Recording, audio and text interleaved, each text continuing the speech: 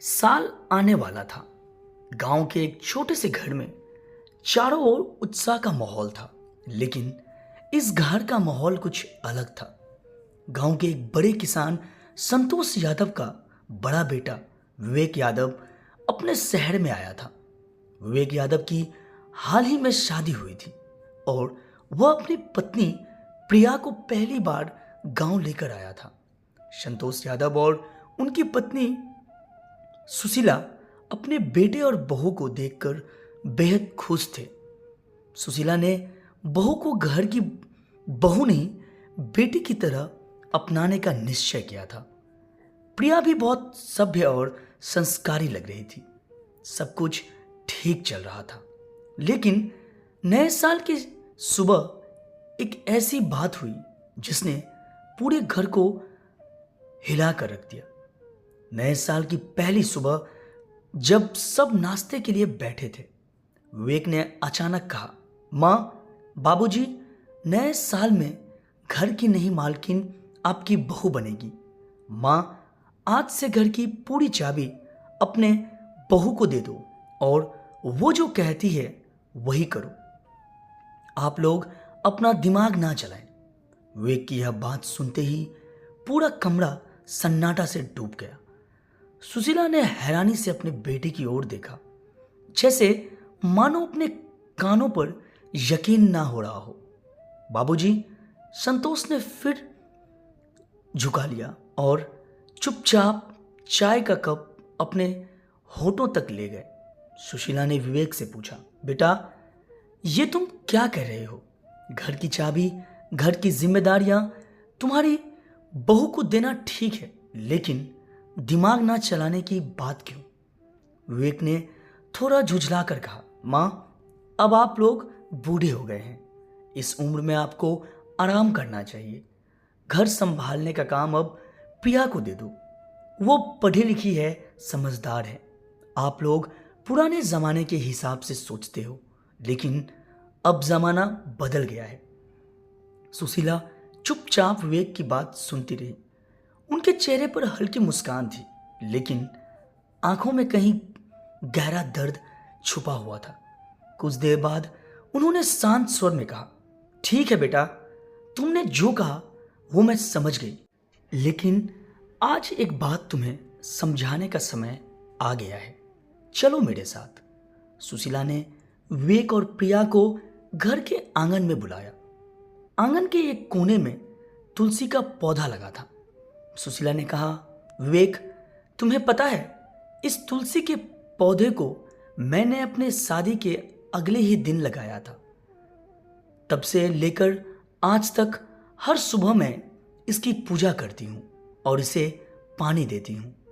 यह पौधा हमारे घर की समृद्धि और शांति का प्रतीक है। विवेक ने अनमने भाव से कहा, हाँ माँ, ये तो मुझे पता है, लेकिन इसका अभी की बात से क्या संबंध? संबंध है बेटा। जैसा यह तुलसी का पौधा हमारे घर की समृद्धि का प्रतीक है, वैसे ही यह घर भी एक पौधा है। इस घर को सींचने और संभालने का काम मैंने और तुम्हारे बाबूजी ने अपने खून पसीने से किया है। जब तक हम जिंदा हैं, इस घर की असली जिम्मेदारी हमारी है। प्रिया, जो अब तक चुपचाप खड़ी थी, ने धीरे से कहा, माँ, लेकिन मैं तो बस आपका बोझ हल्का करना चाहती हूँ। मैं यह सब अपने मन से नहीं कह रही। विवेक ने ही मुझे यह जिम्मेदारी लेने को कहा। सुशीला मुस्कुराई और प्रिया के सिर पर हाथ रखा।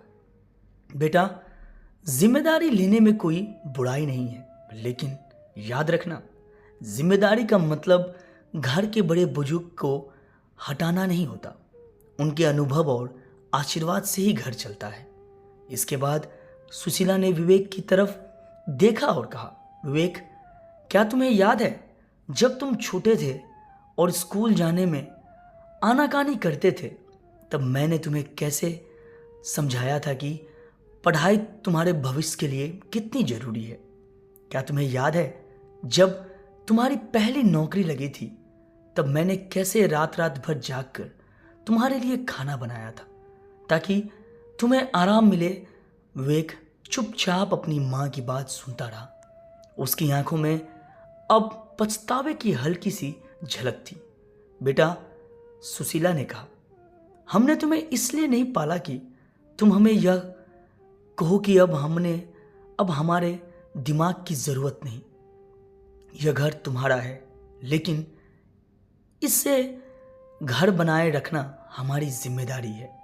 विवेक ने झुकी नजरों से कहा, माँ मुझे माफ कर दो, मैंने गलत तरीके से बात की। मैं चाहता था कि आप आराम करें, लेकिन मुझे समझ नहीं आया कि मैंने बात कैसे रखी। सुशीला ने बेटे को गले लगाते हुए कहा, बेटा तुमसे गलती हुई है, लेकिन माँ हमेशा माफ करती है। बस इतना याद रखना कि असली मालकिन वह होती है जो घर को प्यार, संस्कार और सम्मान से संभालती है। और यह जिम्मेदारी सिर्फ एक व्यक्ति की नहीं, बल्कि पूरे परिवार की होती है।